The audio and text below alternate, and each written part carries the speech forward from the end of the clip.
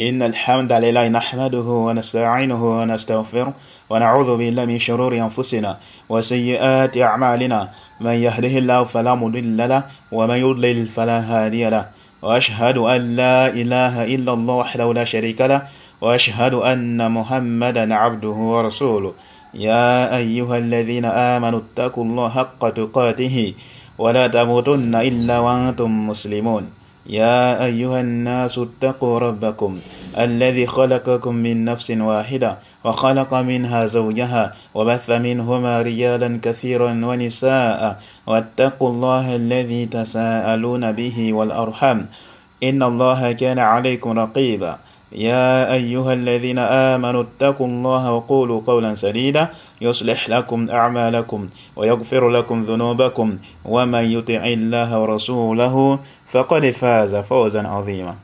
أما بعد.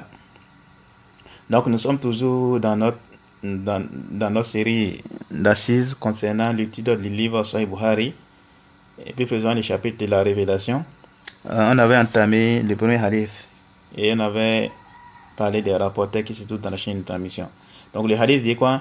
L'imam Bukhari dit حدثنا الحميدي عبد الله بن الزبير قال حدثنا سفيان يعني سفيان بن عيينة قال حدثنا يحيى بن سعيد الأنصاري قال أخبرني محمد بن إبراهيم التيمي أنه سمع علقمة بن وقاص الليثي يقول سمعت عمر بن الخطاب رضي الله عنه على المنبر قال سمعت رسول الله صلى الله عليه وسلم يقول إنما الأعمال بالنيات وإنما لكل امرئ ما نوى فمن كانت هجرته إلى الدنيا يصيبها أو إلى امرأة ينكحها فهجرته إلى ما هاجر إليه. Donc l'imam Bukhari il a rapporté les hadiths d'après son professeur, il dit son professeur son professeur Al-Humaydi Abdullah ibn Zubair les a narrés, que Sufyan les a narrés, que Yahya ibn Sa'id al-Ansari les a narrés, que Mohammed ibn Ibrahim at-Taymi lui a informé qu'il a entendu Al-Qama ibn Waqqas al-Laythiyya dire qu'il a entendu Omar ibn Khattab radiyallahu anhu sur le minbar dire qu'il a entendu le messager d'Allah sallallahu alayhi wa sallam dire que les actes ne valent que par les intentions. Jusqu'à la fin de hadith. Donc on avait présenté de manière résumée les rapporteurs qui se trouvent dans la chaîne de transmission et on avait présenté ces rapporteurs là. Donc dans la chaîne de transmission il y a combien de rapporteurs? Il y a 6 rapporteurs. Qui sont-ils? Al-Humaydi, Sufyan ibn Uyayna, Yahya ibn Sa'id al-Ansari, ça fait 3. Le 4e c'est Mohammed ibn Ibrahim at-Taymi, le 5e c'est Al-Qama ibn Waqqas et le 6e c'est le compagnon Omar ibn Khattab radiyallahu anhu. Donc le premier rapporteur, on avait dit le premier est Al-Humaydi qui fait partie de ceux qui sont à la tête des compagnons de Sufyan ibn Uyayna. Et il est un descendant de Quraysh. Et il a lien de parenté avec le prophète sallallahu alayhi wa sallam. Sa généalogie et celle du messager d'Allah sallallahu alayhi wa sallam se croisent au niveau de Qusay, au niveau du grand-père Qusay. L'imam Abu Daoud et l'imam Nasa'i ont rapporté de lui d'après un homme. Donc d'après quelqu'un, donc entre l'imam Nasa'i et l'imam Abu Bakr al-Humaydi, il y a un homme quoi. Donc il fait partie des rapporteurs, en résumé, c'est Abu Bakr al-Humaydi, il fait partie des rapporteurs de l'imam Bukhari, de l'imam Muslim, de l'imam Abu Daoud, de l'imam Nasa'i et de Ibn Majah. Et également l'imam Tirmidhi. Donc les six là, les 6 livres de référence là, les 6 livres de base. Il n'y a pas que 6 livres, il y a les 6 livres de base qui sont connus. Les 2 Sahih Bukhari, Sahih Muslim et les 4 Sunan. Ils ont quoi? Dans Sunan Ibn Majah, Sunan Nasa'i, Sunan Tirmidhi et Sunan Nasa'i, tous ils ont rapporté dans l'imam Abu Bakr al-Humaydi fait partie des rapporteurs de ces 6 livres de référence. Sauf que il faut rappeler un point. L'imam Abu Daoud et l'imam Nasa'i, ils ont rapporté de lui. Mais entre eux et l'imam Abu Bakr al-Humaydi, il y a un rapporteur. L'imam Bukhari, il a rapporté de lui. L'imam Bukhari a pris ça directement de lui. L'imam Muslim a rapporté de lui également. Et c'est uniquement dans les Muqaddimah, dans l'introduction. Et c'est d'après Salma ibn Shabib, d'après al-Humaydi. Donc c'est dans les Muqaddimah. Et entre l'imam Muslim et al-Humaydi, il y a quoi? Salma ibn Shabib. Et c'est uniquement dans les Muqaddimah, l'imam Muslim a rapporté de lui. Et, comment on appelle, Ibn Majah aussi, il a rapporté lui, mais c'est seulement dans son chapitre, dans son livre Kitab Tafsir. C'est dans le Kitab Tafsir de Sunan Ibn Majah qu'on a rapporté de Abu Bakr al-Humaydi. Quant au deuxième rapporteur, il s'agit de Sufyan ibn Uyayna. On a également présenté de manière résumée dans l'assise précédente. Et il fait partie de l'un des professeurs de l'imam Shafi. L'imam Shafi, il est connu. On dit les quatre imams, l'imam Abu Hanifa, l'imam Ahmed, l'imam Nasa'i, l'imam Tirmidhi et l'imam Malik. Les quatre imams, quand on chante ici chez nous au Bénin, là, il y a quatre imams, les quatre imams. Bien vrai qu'il y a plus que ces quatre-là, mais ce qui est connu de manière générale auprès des communs des musulmans, on parle des quatre imams, les quatre écoles. Et l'imam Shafi, qui est quoi? Qui a la troisième école, qui font partie des quatre écoles qui sont connues. L'imam Shafi, il fait partie des étudiants ou des élèves de l'imam Sufyan ibn Uyayna. Et on a parlé de lui dans l'assise précédente. Et il fait partie des rapporteurs. Sufyan ibn Uyayna, il fait partie des rapporteurs de Bukhari Muslim. Il fait partie des rapporteurs de l'imam Bukhari et de l'imam Muslim. Et le troisième est Yahya ibn Sa'id al-Ansari, qui fait partie des petits tabi'in. Il y a un groupe de collecteurs de hadith qui ont rapporté de lui, notamment l'imam Bukhari et l'imam Muslim. Donc, il fait partie des rapporteurs de l'imam Bukhari et de l'imam Muslim. Il fait partie des tabi'in. Mais sauf qu'on les classe parmi les petits tabi'in. Parce que les tabi'in sont classés en plusieurs catégories, en trois catégories. Les grands tabi'in, les petits tabi'in et ceux qui sont entre les deux. Ceux qui sont entre, ils ne sont ni grands ni petits. Et les quatrième rapporteur Mohamed ibn Ibrahim at-Taymi, qui fait partie aussi des tabi'in, sauf que les savants les classes parmi les catégories de tabi'in intermédiaires, c'est-à-dire ceux qui sont entre les grands tabi'in et les petits tabi'in. Parmi les petits tabi'in, il y a qui, par exemple, il y a les petits tabi'in comme Yahya ibn Sa'id al-Ansari et l'imam Ibn Shihab al-Zuhri, qui fait partie des petits tabi'in. Et parmi les grands tabi'in, par exemple, il y a Saïd ibn Sayyib, Masruq et autres. Maintenant, et Al-Qama également, il fait partie des grands tabi'in. Mais entre les grands tabi'in et les petits tabi'in, il y a qui Tabaqat al-Wusta. Ceux qui sont intermédiaires, ceux qui ne sont pas des grands tabi'in ni des petits tabi'in, c'est qui? Il y a qui Mohamed ibn Ibrahim at-Taymi. Et Mohamed ibn Ibrahim at-Taymi. Il fait partie des tabi'in intermédiaires. Et un groupe de collecteurs de hadith ont rapporté de lui également, dont l'imam Bukhari et l'imam Muslim. Il fait partie des rapporteurs de l'imam Bukhari et l'imam Muslim. L'imam Bukhari et l'imam Muslim se sont argumentés de lui. Le cinquième rapporteur est Al-Qama ibn Waqqas al-Laythi, qui fait partie aussi des rapporteurs de Bukhari Muslim, et il fait partie des grands tabi'in. Et le sixième, c'est le compagnon Omar ibn Khattab, qui est le deuxième calife de l'islam. qu'Allah lui fasse miséricorde. Et c'est le premier à avoir été nommé Amir Mu'minin, l'émir des croyants. Qu'Allah lui fasse miséricorde et qu'Allah l'agrée et qu'il les classe parmi les gens qui... Bon, le prophète a annoncé qu'il fait partie des gens du paradis. Et n'en déplaise à ces détracteurs parmi les chiites et autres là. Et donc voilà, de manière résumée, ces trucs-là, les rapporteurs de ces hadiths-là, qui est quoi, les hadiths sur l'intention.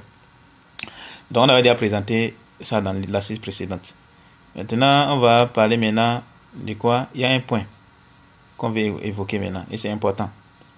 Et donc on a dit dans quoi, qu'est-ce qui s'est passé? En fait, le hadith en question, la version qu'on a lue là, la version que l'imam Bukhari a rapportée, c'est une version qui est résumée. Et donc, ça veut dire quoi? Les hadiths a plusieurs versions ou bien a plusieurs variantes. Les hadiths a plusieurs versions, il y a plusieurs variantes. Il y a la version de l'imam Malik, la version d'autres également. Et l'imam Bukhari, il a rapporté même de ces différentes versions dans d'autres passages de son Sahih. Il a rapporté, l'imam Bukhari a cité la version de l'imam Malik, de Sufyan, de Hamad ibn Zayd et autres. Et l'imam Bukhari a cité ces hadiths dans 6 endroits de son Sahih. Il a cité ces hadiths dans 6 endroits de son Sahih avec 6 autres professeurs. Et maintenant, une question se pose ici. Pour quelle raison? Parce qu'on voit ça dans certains hadiths, on dit dans une version, on a rapporté les hadiths, et on dit dans une autre version, c'est dit comme ça. Par exemple, les hadiths d'Aïcha radhiyallahu anha, On dit quoi? Le prophète a dit quoi? Sallallahu alayhi wa sallam. Les hadiths là, dans les 40 hadiths de Nawawi, le prophète a dit quoi? Celui qui œuvre, mais celui qui innove dans notre affaire, si ce qui n'en fait pas partie, elle sera rejetée. Et on dit dans une autre version, celui qui fait une œuvre qui ne relève pas de notre ordre, cette œuvre sera rejetée. Ou bien dans un autre hadith, le hadith de Muaz bin Jabal, radiyallahu anhu, quand le prophète lui a envoyé sallallahu alayhi wa sallam au Yémen, il lui a dit quoi? Titirant sur les gens du livre, que la première leçon à laquelle il les invite soit qu'ils attestent qu'il n'y a aucune divinité qui met d'adoration dehors d'Allah et que je suis le messager d'Allah, et s'ils acceptent jusqu'à la fin du hadith. Et on dit quoi? Dans une autre version, le prophète sallallahu alayhi wa sallam a dit titirant sur les gens du livre, que la première des choses à laquelle il les invite soit qu'ils unifient Allah. Soit qu'ils unifient Allah. Donc on voit dans plein de hadiths comme ça. On rapporte les hadiths, on dit dans une autre version. On rapporte les hadiths, on dit dans une autre version. Alors donc, quelles sont les causes qui font en sorte qu'il y a plusieurs versions d'un même hadith? Quelles sont les causes qui font en sorte qu'un hadith a plusieurs variantes, a plusieurs versions? Et parfois même avec des thèmes différents. Donc quelles sont les causes? Alors, il faut déjà savoir qu'il y a plusieurs causes qui font en sorte que les hadiths a plusieurs variantes. Il y a plusieurs causes qui mènent à plusieurs variantes, à plusieurs versions d'un même hadith. Parmi elles, il y a, premièrement, le fait que le prophète sallallahu alayhi wa sallam répète 3 fois ses paroles. Il répète 3 fois ses paroles. Et il se peut que lors de la répétition, donc il se peut qu'il utilise des thèmes différents lors de la répétition afin que les présents, donc afin que ceux qui écoutent puissent bien comprendre, puissent bien saisir ce qu'il est en train de dire. C'est confirmé, c'est prouvé de la part des messagers d'Allah. Quand il dit une parole, il répète cette parole 3 fois. C'est connu de la part des messagers d'Allah. C'est confirmé et c'est prouvé. Donc il se peut que lorsqu'il répète la parole là, il se peut qu'il utilise différents thèmes dans le but que les gens puissent bien saisir. Il se peut aussi qu'il utilise les mêmes thèmes. Mais c'est possible aussi qu'ils utilisent différents thèmes, ils ont évoqué ça. Parmi également les causes qui font en sorte qu'il y a plusieurs versions, il y a le fait que le prophète sallallahu alayhi wa sallam répète les mêmes choses dans différents endroits. Donc, l'autre là, il dit la parole là, dans la même assise 3 fois. Maintenant, lors de la répétition, il se peut qu'il utilise différents thèmes. Ça, c'est une cause. Parmi les causes également, le fait que le prophète sallallahu alayhi wa sallam, il répète les mêmes choses dans différents endroits. Il répète les mêmes choses dans différents endroits. Et il dit aujourd'hui telle chose et quelques jours plus tard, ou bien des mois plus tard, ou bien quelques années plus tard, il dit les mêmes choses dans un autre endroit, avec des thèmes différents. Et parfois, et donc qu'est-ce qui se passe? Le fait que, et donc il y a des compagnons, par exemple, qui sont là, dans la première assise, et dans la deuxième assise, c'est d'autres compagnons qui sont présents. Ou bien même le même compagnon, il a assisté à ces deux assises, à ces deux événements. Et donc il prend les hadiths et il va rapporter ça avec les différentes versions. Le même compagnon. On voit ça par exemple avec les hadiths, les piliers de l'islam là. Avec les piliers de l'islam. Le hadith la bunya al-islam ala khams, shahadati an la ilaha illallah wa anna muhammadan rasulullah wa iqamis salat wa ita'iz zakat. Les hadiths là, wa sawmi ramadan wal hajj. Les hadiths là. C'est le troisième hadith dans les 40 hadiths Nawawi. Ces hadiths-là, c'est un hadith qui est rappelé par Bukhari Muslim. Et c'est Ibn Umar qui rapporte les hadiths-là. Les hadiths ont plusieurs variantes. Il a plusieurs versions. Et c'est Ibn Umar lui-même qui rapporte les différentes versions-là. Et les savants disent quoi? Et dans certaines versions, on a fait précéder le jeûne avant le hajj. Et dans d'autres versions, on a fait précéder le hajj avant le jeûne. Dans d'autres versions, on a fait précéder le hajj avant le jeûne. Il faut justement prendre les Sahih Muslim. Vous allez voir les différentes versions là. L'imam Muslim a rapporté dans le chapitre de la foi les différentes versions de ces hadiths là. Quand il a parlé des piliers de la foi, il a amené les différentes versions là. Vous allez voir qu'il y a certaines versions où on a fait précéder le hajj avant le jeûne et d'autres versions où on a fait précéder le jeûne avant le hajj. Et ce qui est bizarre, c'est quoi? C'est Ibn Umar lui-même qui rapporte les différentes versions là. Et quand il a rapporté une version, il y a quelqu'un qui a dit, n'est-ce pas, quand il a ramené une version, il y a quelqu'un qui a dit quoi? Attendez, je vais même citer les hadiths là. Dans ce sens, ils sont musulmans. Quand il a cité une version là, il y a quelqu'un qui a dit, mais c'est pas comme ça. Il a dit, non, c'est comme ça que j'ai entendu de la part de Messaïd Allah. Sallallahu alayhi wa sallam. Il a dit non, c'est ça même qui nous intéresse. Il a dit quoi? Non, c'est comme ça que j'ai entendu de la part du messager d'Allah, sallallahu alayhi wa sallam. Alors que c'est lui-même qui a rapporté d'autres versions. C'est lui-même qui a rapporté d'autres versions du hadith. Le hadith sur les piliers de l'islam là. Excusez-moi. Donc, l'imam Muslim, dans le chapitre de la foi, il dit ceci. Excusez-moi. Voilà. Il a dit ceci. Donc, il a rapporté sa chaîne, il a amené sa chaîne jusqu'à Ibn Umar. Il a dit quoi? Il a dit que les prophètes a dit quoi? Sallallahu alayhi wa sallam. Buni al-Islam ala khamsa ala an yuwahid Allah wa iqami salat wa ita'i zakat wa sawmi Ramadan wa siyami Ramadan wal hajj. Donc il a dit quoi? L'islam est bâti sur 5 piliers. Que tu unifies Allah, que tu accomplisses la prière, que tu donnes la zakat, que tu jeûnes le Ramadan et le hajj. Ensuite il a dit quoi? Donc un homme a dit al-hajj wa siyami Ramadan, le hajj et le jeûne de Ramadan. Il a dit qala la siyami Ramadan wal hajj. Hakadha sami'tuhu min rasulillahi sallallahu alayhi wa sallam. Il a dit quoi? Non, le jeûne de Ramadan et le hajj. Il a dit quoi? C'est comme ça j'ai entendu de la part du messager d'Allah sallallahu alayhi wa sallam. Vous voyez? Et dans une autre version là, Ibn Umar lui-même qui rapporte, il a dit quoi? Que le messager d'Allah sallallahu alayhi wa sallam a dit quoi? Buna islam ala khams. Et il a dit quoi? Il a dit Buni al-Islam ala khamsin. Shahadati alla ilaha illallah wa anna Muhammadan abduhu wa rasuluhu wa iqamis salat wa ita'iz zakat wa hajjil bayti wa sawmi Ramadan. On voit là qu'on a fait précéder le jeûne avant le hajj. Alors on a fait précéder le hajj avant le jeûne. Alors que l'autre là, quand il a amené l'autre version là, quand la personne a dit, il a dit non, c'est comme ça qu'ils ont entendu de la part du messager d'Allah sallallahu alayhi wa sallam. Vous voyez non? Donc, et c'est dans l'explication comme l'imam Nawawi et autres là, ils ont évoqué ça. Ils ont dit quoi? Il se peut que quoi? Donc, ce qu'il a rapporté là, il a dit non, que comme ça j'ai entendu. Il se peut que, c'est-à-dire, de la manière qu'il a rapporté, maintenant la personne veut changer. Voilà que c'est l'autre version qu'il a entendu, il a rapporté. Maintenant, la personne veut changer. Il a dit, est-ce que c'est comme ça? Il a dit non, c'est comme ça que moi j'ai entendu de la part du messager d'Allah. Sachant très bien que les thèmes ne sont pas les mêmes. Sachant très bien que les thèmes ne sont pas les mêmes. Quand vous allez constater, dans la version que j'ai lue dernièrement, on a dit quoi? Buna al-Islam ala khamsin. Shahadati alla ilaha illallah wa anna Muhammadan abduhu wa rasuluhu. Alors que dans la version qu'ils avaient dit, il a dit la personne, il a dit à la personne non. Et on dit quoi? Buna al-Islam ala khamsa. Ala an yuwahid Allah. Ala an yuwahid Allah. Que tu unifies Allah. Alors qu'on a dit là-bas, dans la deuxième version qu'ils avaient dit, c'est quoi? Shahadati alla ilaha illallah wa anna Muhammadan abduhu wa rasuluhu. Vous voyez non? Donc, on a parlé de l'attestation de foi et de quoi? Et l'attestation qui n'a aucune divinité qui est l'adoration en dehors d'Allah et que Mohammed sallallahu alayhi wa sallam, elles sont serviteurs, ils sont messagers.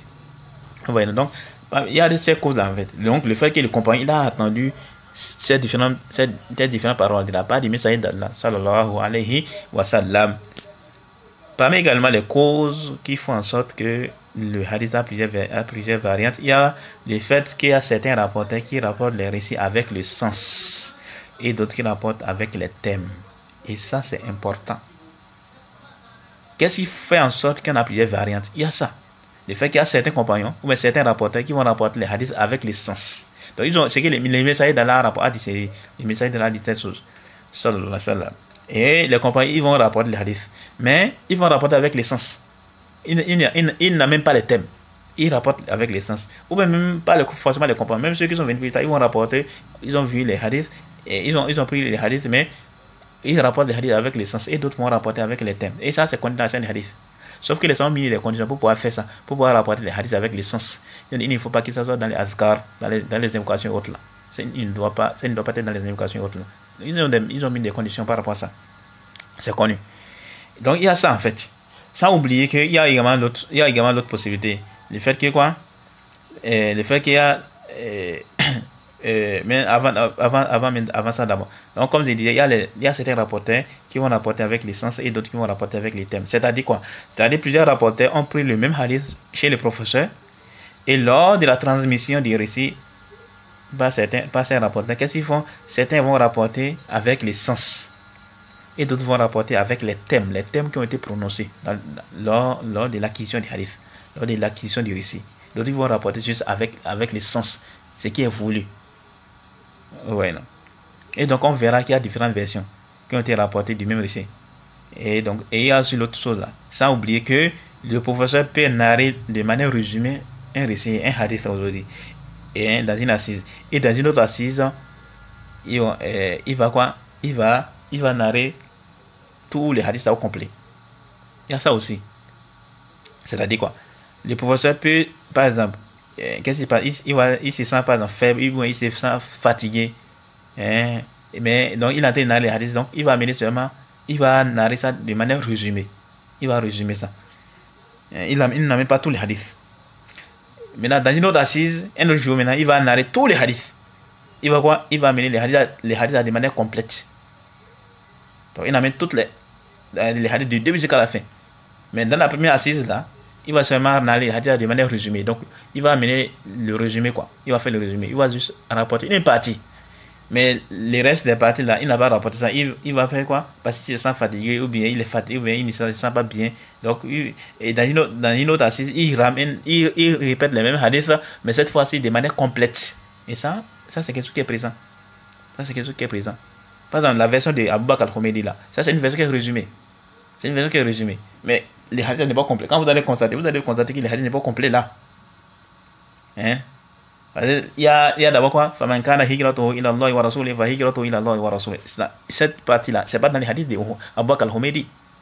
D'après Soufiane, c'est pas dedans. Celui donc qui émigre pour Allah et son messager, son égarement c'est là pour Allah et son messager. Mais cette partie n'est pas dans les hadiths. La partie qui est dans les hadiths, c'est plutôt quoi? Là on a parlé de celui qui émigre pour un bien de chez Babon ou bien pour une femme, pour l'épouser. Alors son émigration c'est là contient pour cela. C'est cette version qui a été amenée. Mais ils ont amené cette partie-là. Mais le début là, où on a parlé de quoi? Et celui qui va émigrer pour Allah et son messager, ça, c'est pas dedans. Dans cette version. Vous voyez, non? Et donc, en résumé, le fait que le récit est rapporté par différentes versions et différentes variantes ne suffit pas forcément que le récit n'est pas authentique.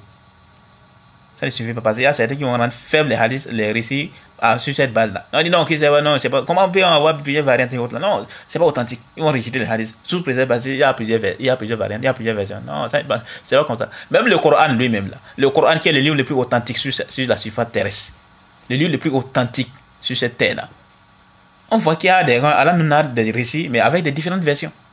Le Coran lui-même, là non, laissons même les hadiths de côté, même le Coran lui-même, que beaucoup les Ousmane Témérna, ils vont non, le Coran est ceci, le Coran est ceci, le Coran est ceci, le Coran c'est, ils sont en train de faire des trucs là, et en train de tromper les gens seulement, avec le Coran. Mais le Coran lui-même là, ça là, il y a des quoi, différentes versions, différentes variantes, des mêmes récits. Regardez seulement les récits, l'histoire de quoi, de Moussa, alayhi salam. L'histoire d'Adam, ainsi que d'autres histoires d'Iblis. Quand on regarde, on voit qu'il y a différentes versions, des thèmes différents qui ont été employés. Pour aller vite, je vais vous citer, dans la sourate Taha, le verset 12 au verset, à part du verset 12, Allah dit quoi? Quand il a parlé de Moussa, il a dit quoi? Il a dit, attendez, excusez-moi, la sourate Taha, ok? Dans la sourate Taha, elle a parlé de l'histoire du prophète Moussa. Dans cette sourate, qu'est-ce qu'elle a dit au sujet de Moussa? Il a dit quoi? À partir de quoi? À partir de Wahal Ataka Hadith Moussa. Et les récits de Moussa étaient-ils parvenus? À partir de là, donc le verset 9 jusqu'au verset 14. Donc on va aller plus vite. On va lire ça dans la traduction sans se rapprocher. Elle a dit quoi? Et les récits de Moussa étaient-ils parvenus lorsqu'il vit du feu, il dit à sa famille, restez ici, je vois du feu de loin. Peut-être vous en apporterai-je un tisson, ou trouverai-je auprès du feu de quoi me guider. Puis lorsqu'il y arriva, il fut interpellé. Oh Moussa. Falamma atahanu ya Moussa. Donc, puis lorsqu'il arriva, il fut interpellé. Oh Moussa. Inni ana rabbuka. Et il a dit quoi? Je suis ton Seigneur. Enlève tes sandales car tu es dans la vallée sacrée Touba. Touba. Quand tu es dans la vallée sacrée, tout. Ensuite, Allah dit quoi? Et il a dit quoi? Et moi, je t'ai choisi. Écoute donc ce qui va être révélé. Ensuite, il a dit quoi? Inni anallahu la ilaha illa ana fa'buduni wa aqimi salati li dhikri. Wa aqimi salata li dhikri. Et c'est moi Allah, point de divinité qui met l'adoration en dehors de moi. Adore-moi et accomplis la prière pour te souvenir, en souvenir de moi. Allah dit quoi? Inni anallahu la ilaha illa ana fa'budni. C'est ce qu'elle a dit. Maintenant, dans la sourate 27, la sourate Naml. Donc ça, le verset qu'on a lu, c'est là, c'est la sourate Torah, la sourate 20, le verset, à partir du verset 9 jusqu'au verset 14.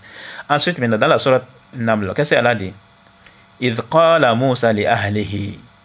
Il rappelle quand Moussa dit à sa famille, j'ai aperçu un feu. Je vais vous en apporter des nouvelles. Ou bien je vous apporterai un tisson allumé afin que vous vous réchauffez. Lorsqu'il y arriva, on l'appela. Soyez attentifs. Falamma ja'aha nudiya. Donc, lorsqu'il y arriva, on l'appela. Béni soit celui qui est dans le feu et celui qui est autour, et celui qui est tout autour. Et gloire à Allah, Seigneur de l'univers. Ensuite, on dit quoi?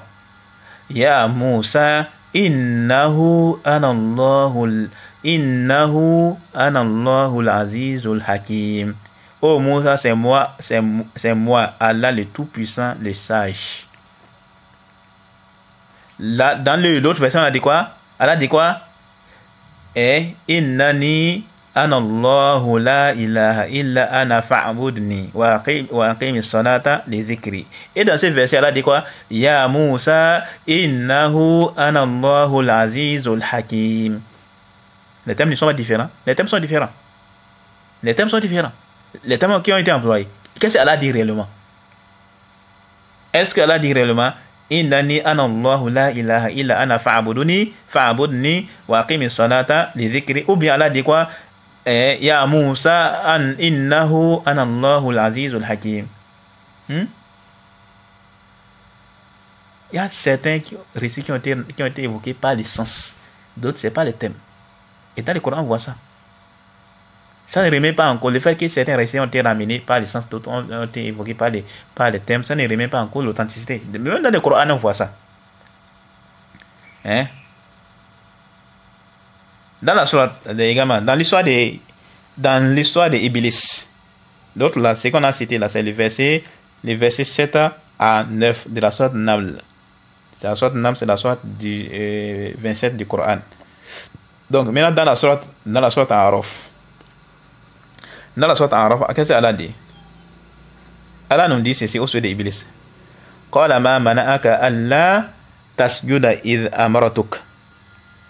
Quand Allah dit quoi? Selon la tradition sans se rapprocher, Allah dit au sujet d'Iblis, Allah dit qu'est-ce qui t'a empêché de te prosterner quand je te l'ai commandé, quand je te l'ai ordonné? Il a répondu, je suis meilleur que lui. Tu m'as créé du feu alors que tu l'as créé d'argile. Voilà ce qu'Iblis a dit. Et dans la sourate Al-Isra, Allah dit quoi? Dans la sourate Al-Isra, le verset 61, Allah dit quoi?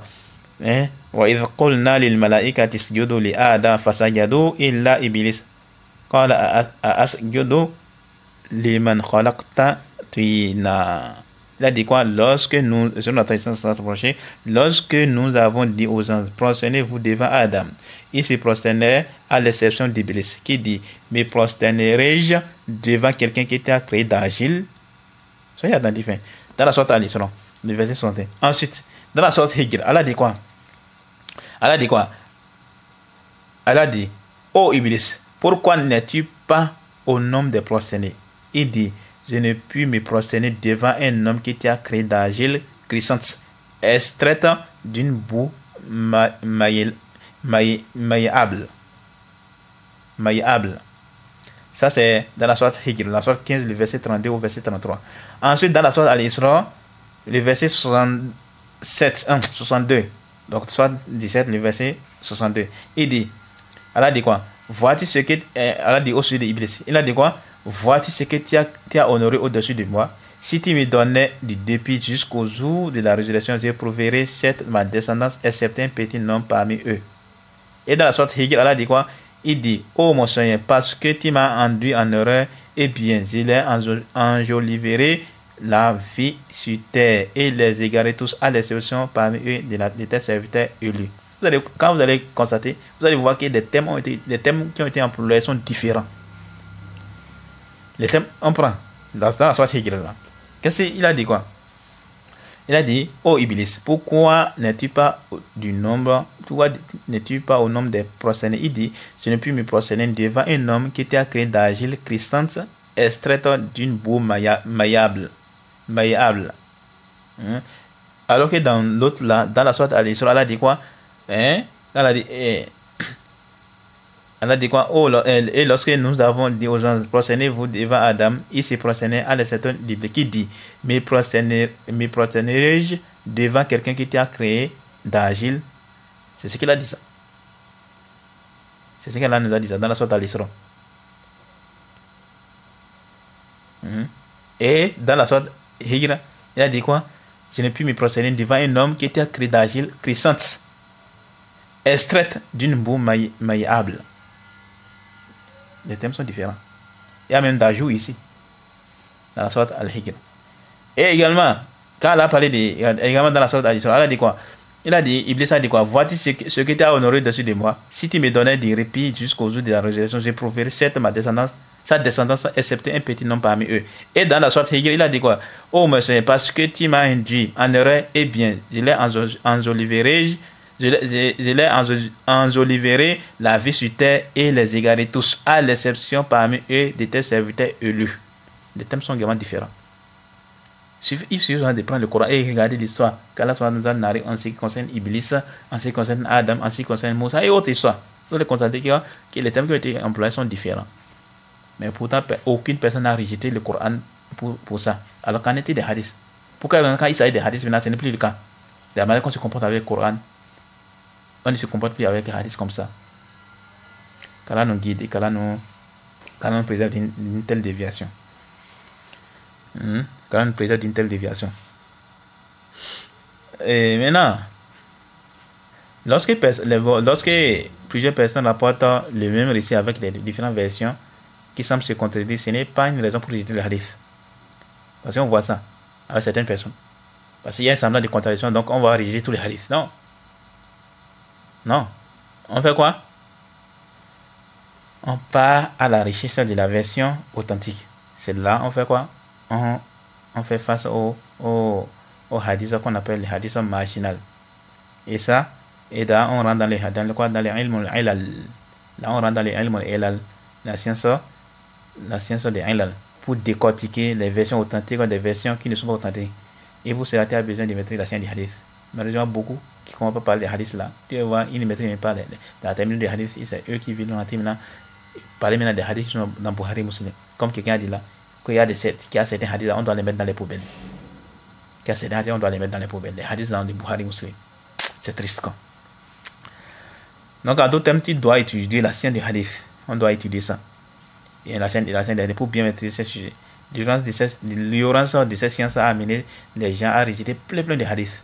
Beaucoup de personnes ont rejeté les hadiths parce que ça ne cadre pas avec les textes. Parce qu'ils ignorent la science des hadiths.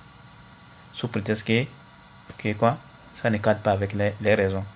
Mais c'est avec la raison de tout le monde. Ta raison, c'est ma raison. Ta raison, c'est la raison de tout le monde. Le fait que ça ne passe pas avec ta raison ne veut pas dire que ça ne passe pas avec la raison de tout le monde. Il faut faire attention par rapport à ça. Donc, c'est ce qu'on peut dire en ce qui concerne ce sujet-là.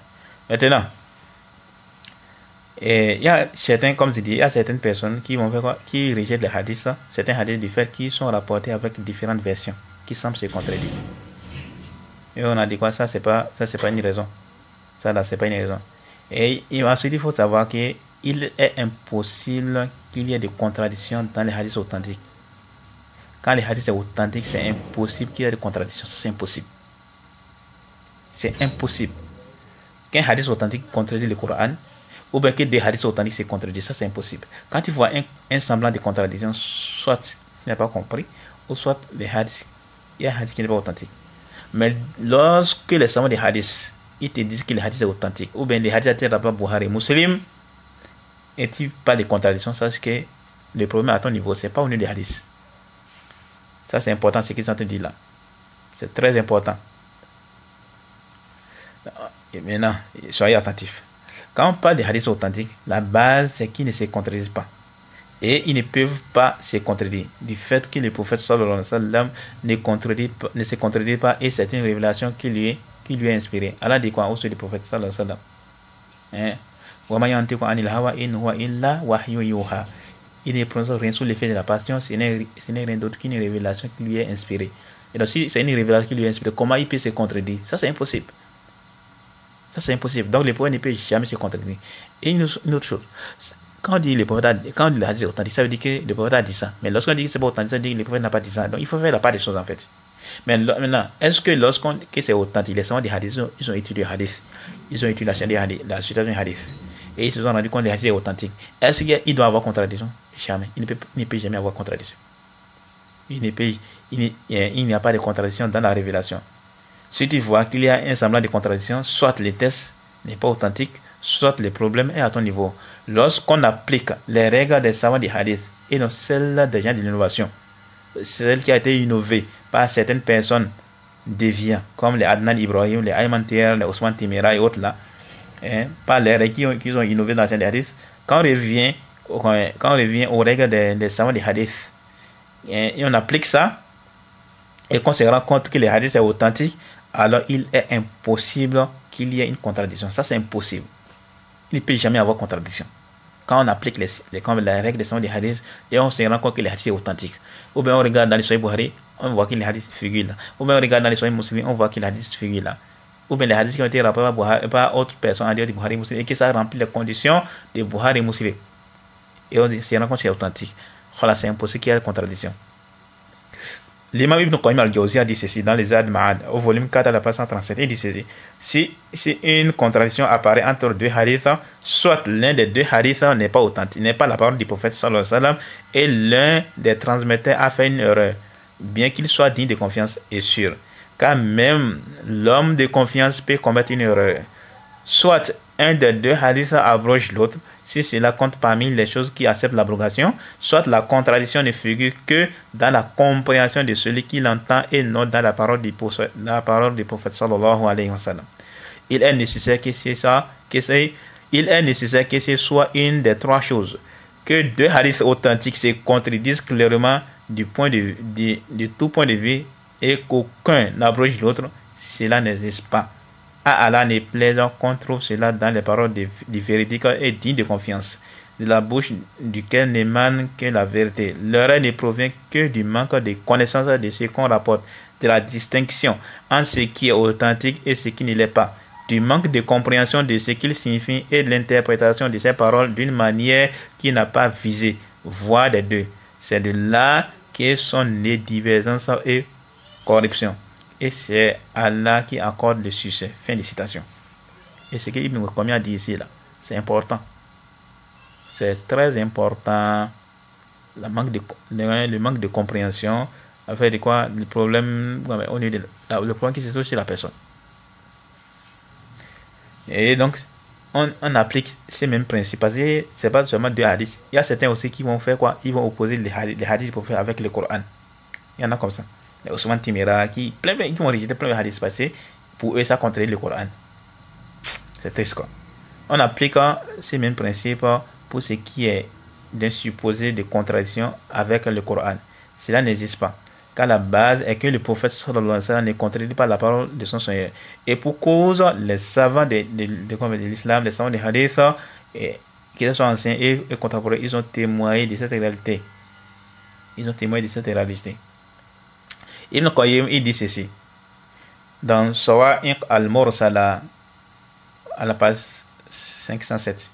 Nous disons quelque chose d'absolu et nous prenons Allah et ses anges à témoin qu'il n'y a rien dans les paroles du prophète sallallahu alayhi wa sallam qui soit en contradiction avec le Coran ni la raison saine.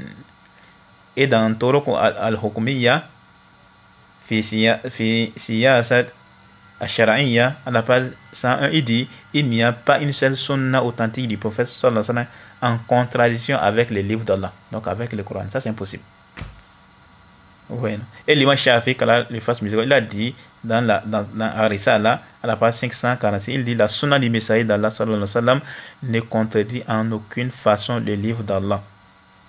Et le cheikh Ibn Uthaymin, il a dit dans son livre Al-Aqidah wa Ahli Sunnati wa Jama'a, à la page 13, il dit quiconque prétend qu'il y a des contradictions dans le Coran, dans les traditions prophétiques ou entre les deux, doit avoir une mauvaise intention et un cœur mal avisé. Il devrait se repentir et abandonner son péché. Et si quelqu'un pense qu'il y a des contradictions dans le Coran, dans les narrations du prophète sallallahu alayhi wa sallam, ou entre les deux, cela est le fruit de son manque de science, d'une mauvaise compréhension ou d'un manque de réflexion profonde.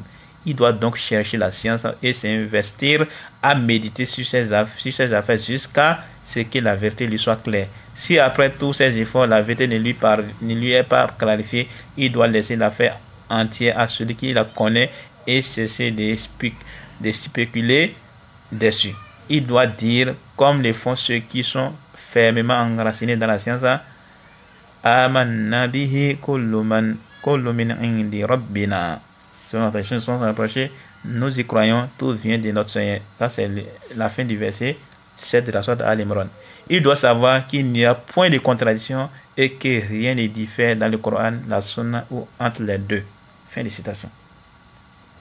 Les grands savants, le Cheikh Mohammed ibn Ali Adam à l'Éthiopie, quand lui fasse miséricorde, il a dit lorsqu'un texte vient en contradiction avec la raison et qu'il n'est pas possible de réunir entre les deux, cela retourne à deux cas de figure. Soit que le texte évoqué n'est pas authentique, qu'il soit faible, ou bien que la raison qui est venue à son opposition n'est pas saine, c'est-à-dire qu'il lui soit fermé la compréhension due à une cause parmi les causes comme les passions, les ambiguïtés ou le suivi avec des gens de passion. Ça se trouve dans son livre Minna Ar-Radiyya fi Sharh ad-Durar Mudiyya fi Nazm Tawhid Rabbil Bariyya, à la page 109. À la page 109. Voilà ce que ces savants disent. Ensuite, c'est que ces gens-là, c'est qu'ils avancent. Que non, les hadiths viennent contre le Coran, mais il y a contradiction dans les hadiths du prophète, sallallahu alayhi wa sallam, avec les raisons faibles. Alors que les savants des hadiths, ils ont quoi? Ils ont authentifié ça, ils ont clarifié que c'est authentique. C'est que ces gens avancent là. Et c'est les mêmes choses que les Coraniyoun avancent. Voilà un des arguments les plus faibles, les plus nuls que les Coraniyoun, ils vont quoi? Ils évoquent. Ils vont rejeter toute la sunna du prophète sallallahu alayhi wa sallam sous prétexte qu'il y aurait des hadiths en contradiction ou encore des hadiths en contradiction avec le Coran. Et ensuite, ils vont citer des exemples. Ces gens, ils sont en train de quoi? Ils sont en train d'utiliser la même méthode, peut-être pas, mais ils sont en train d'utiliser comme le même cheminement pour rejeter toute la sunna du prophète, mais ils rejettent celle qui paraît pour eux en contradiction avec le Coran. C'est vraiment l'un des arguments les plus faibles en fait que les Coraniyoun évoquent. Soyez attentifs. On dit quoi? Qu'il n'y a aucun hadith authentique qui contredit le Coran, car les deux ont été révélés par Allah subhanahu wa ta'ala, et donc il ne peut pas avoir de contradiction. La contradiction est quoi? Est au niveau. Lorsque le hadith est authentique et que tu vois un semblant de contradiction, le problème se trouve à ton niveau, pas au niveau des hadiths. Et comme j'ai dit, cette manière de s'argumenter, c'est nul. Pourquoi? Alors soyez attentifs. On peut aussi appliquer la même chose avec le Coran. Est-ce que vous savez que certains chrétiens ont des sites où ils citent des versets du Coran et ils vont dire quoi? Qu'il y a des contradictions. Ils vont dire qu'il y a des contradictions. Il y a des chrétiens qui publient sur les sites internet que le Coran est faux. Et ils avancent comme preuve que quoi? Qu'il y a des contradictions dans le Coran. Et ils donnent des exemples. D'ailleurs, même le Cheikh Mohammed Amin Ashanqiti, il a écrit un livre là où il a regroupé des versets qui sont de manière apparente, qui sont en contradiction. Le Cheikh Mohammed Amin Ashanqiti, il a écrit un livre où dans les livres là, il a cité des versets qui, de manière apparente, il y a un semblant de contradiction. Mais en réalité, il n'y a pas de contradiction. Même si on pourrait constater qu'il y a quoi? Qu'il y a des contradictions. Et quand vous prenez ces livres-là, il faut essayer de lire seulement les versets là. Celui qui n'a pas... Il ne regarde pas les... Parce qu'après l'échec, il a amené des réponses pour dissiper l'ambiguïté. Il a fait comprendre qu'il n'y a pas de contradiction autre là. Mais avant de regarder la réponse du chef, quand vous regardez d'abord le verset là, la personne va dire quoi? Ah, mais vraiment, il y a un semblant de contradiction. Mais qu'est-ce qui va se passer? Étant donné qu'on est convaincu à 100% que le Coran, c'est la parole d'Allah, et il ne peut jamais avoir de contradiction. Alors même si on ne sait pas comment on va faire pour réfuter ça, on va quand même dire quoi? Que non, c'est la parole d'Allah, il ne peut pas avoir de contradiction. Même si on ne sait pas comment on va réfuter ça. Même si les chrétiens viennent avec les versets du Coran, ils vous disent, ah, contradiction, le Coran c'est faux. Étant donné qu'on est convaincu à 100% que le Coran c'est la parole d'Allah, et il ne peut jamais avoir de contradiction, alors même ce qu'il va dire, on ne peut pas en considération. Même si on ne sait pas comment on va faire pour réfuter ça. Alors si c'est le cas avec le Coran, pourquoi avec la sunna du prophète sallallahu alayhi wa sallam, c'est autre chose? Ce n'est plus les mêmes règles, on applique. C'est plutôt, oh non, on va réciter. Oh non, ceci. Excusez-moi.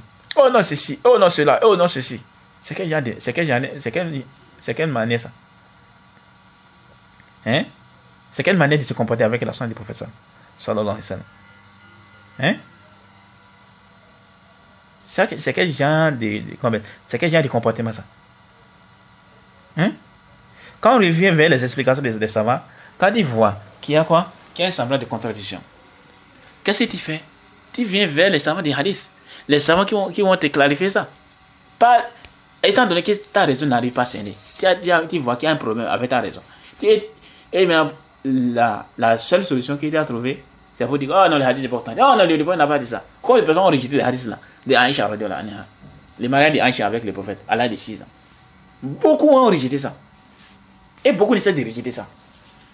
C'est pas les hadiths de la seule. Les hadiths de Dajjal, les hadiths de la descente de Isa. Plein de hadiths. Ils vont dire non, que c'est pas dans le Coran. Mais comme ils ne sont pas dans le Coran et qu'ils sont dans la sunna du prophète, sallallahu alayhi wa sallam. Hein? Et quand ils vont dire, démontrez-nous maintenant que c'est bon. Ils vont dire non, que c'est les risques des gens d'Israël, comme les racontent, ils racontent cette bêtise là, Ousmane Timera. Ah non, ils ont c'est un hadith qui est faux. Tu peux nous démontrer que c'est faux? Tu vas voir, la personne ne connaît même pas les rapporteurs. Il ne connaît même pas qui sont ces rapporteurs, il ne connaît même pas. C'est lui qui vient dire non, les hadiths sont faux. Et non, les hadiths ne sont pas authentiques. Pourquoi c'est pas authentique? Tu vas aller demander quels sont les congés pour qu'un hadith soit authentique, il ne maîtrise pas. Comment les savants arrivent à savoir que tel rapporteur a entendu de tel, il ne maîtrise pas. À quel moment on dit que à quel moment on a dit la science la critique et le quand est-ce qu'on applique ça? À quel moment on fait préciser la critique sur l'élo? À quel moment on fait préciser l'élo sur la critique? Il ne maîtrise pas. C'est lui qui vient parler sur les hadiths du prophète. Malheureusement, ces gens de personnes sont apparus à cette époque-là. Et les gens sont trompés. Donc prenez garde à ces gens de personnes. Prenez garde à ces gens de personnes. Ne soyez pas trompés. Ne soyez pas trompés par ces gens de personnes. Ne soyez pas trompés par ces gens de personnes. Il faut faire très attention à ces gens de personnes-là. C'est triste, quoi. Vraiment, c'est triste. Hein? Si on peut aussi dire quoi? Si pour vous, on va quoi? Si votre argument, donc on va dire, si votre argument pour rejeter un hadith du prophète est qu'il est en contradiction avec le Coran, alors on va dire quoi? On peut vous dire, ok, aussi, on va vous dire, alors, vous allez aussi rejeter certains versets du Coran qui sont en contradiction pour beaucoup de chrétiens. Vous allez rejeter, ou bien vous allez dire non, ils se sont trompés. Vraiment, c'est triste en fait. C'est triste, quoi. C'est vraiment très triste. Vraiment, nous sommes éprouvés à cette époque.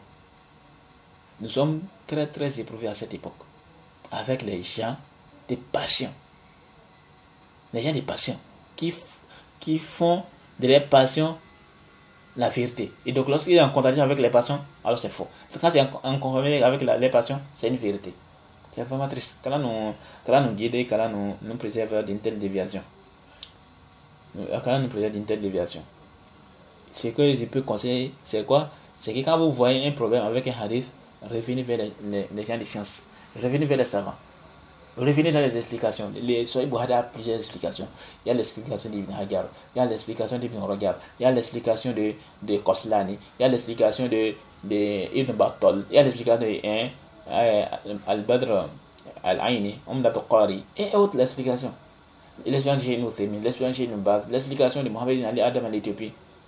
Les Sahih musulmans pareil. L'explication d'Imam Nawawi, l'explication de Qadi al-Uyad, l'explication de l'autre là, de Mohammed ibn Ali Adam l'Éthiopie, et plein d'autres explications. Parmi les anciens et les contemporains. Pareil avec les Sunan Tirmidhi, Nasaï, Ibn Majah, les Muwatta, les Imam Ali, et autres hadiths, et autres livres de hadiths. Quand vous voyez un problème avec un hadith, revenez vers les savants, et non vers les versets égarés là. Ils amènent des règles innovées, comme vous avez entendu là. Donc là, il dit quoi? C'est pas parce qu'on dit hadith est authentique que ça veut dire que le prophète a dit. C'est pas parce qu'un hadith est authentique que ça veut dire que le prophète a dit. J'étais sérieux quoi quand vous avez entendu ça. Vous voyez? C'est triste. C'est vraiment triste. Et donc, voilà ce que je devais évoquer par rapport à ces points. Ensuite, les hadiths là. Les hadiths de Omar. C'est un hadith qui est étrange. On dit hadith gharib. Le hadith d'Ibn Omar, le hadith d'Omar ibn Khattab radiyallahu anhu, c'est un hadith qui est gharib. Pourquoi? On verra ça dans la prochaine assise bi'idhni ta'ala. On va s'arrêter ici. Subhanakallahumma bihamdik ashhadu an la ilaha illa anta astaghfiruka wa atubu ilayk. Assalamu alaikum wa rahmatullahi wa barakatuh.